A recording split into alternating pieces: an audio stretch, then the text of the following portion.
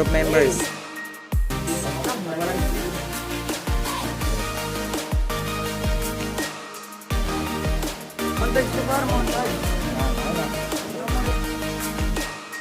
Next, press na 5 seconds yung system. Ito na sa 4, 5. Idadapa po natin ang ating unit at tatanggalin natin ang getty. Side panel. Yun, samahan nyo kami. Hey, This is the side panel. Hindi din kayo. Kasi kasi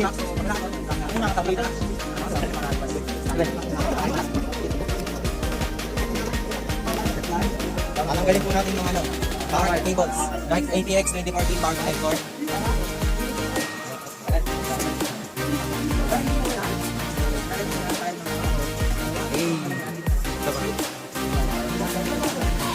Lahat ang nakakonect sa power supply.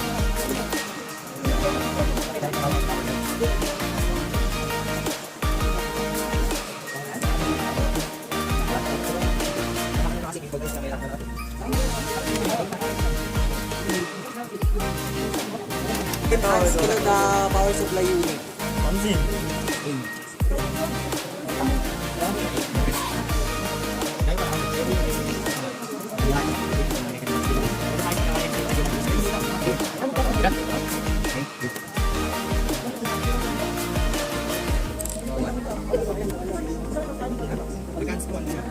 First step, you gotta press this and then push this. Wait lang. Now, yeah, this is how to call this our power supply unit. Moving this power supply, you must put the wires in the static mat to not cross hazard.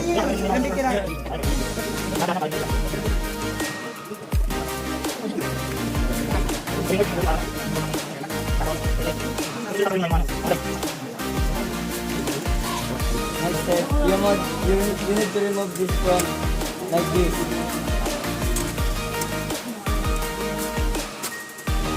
That's the front panel. You need to transfer this. Yeah. So next step, we're going to remove the HDDs.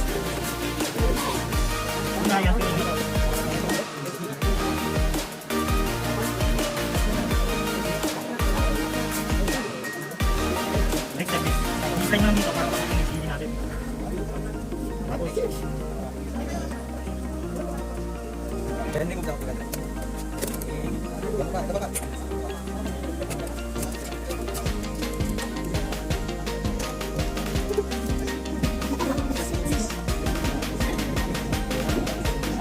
Hindi na weird doon. Next step is you remove this. There's the wire. And here you remove the joint, put this in. Here is the Next.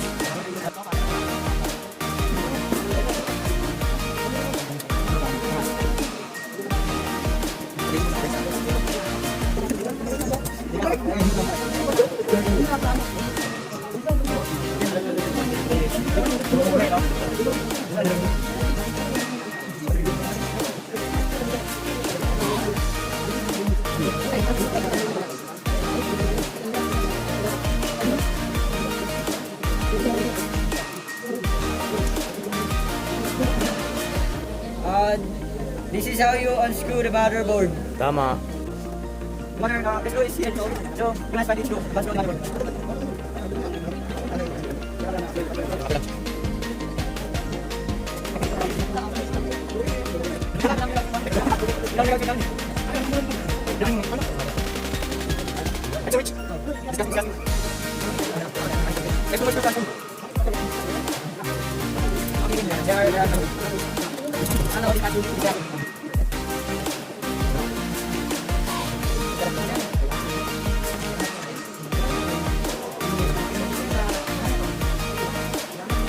I'll do it there.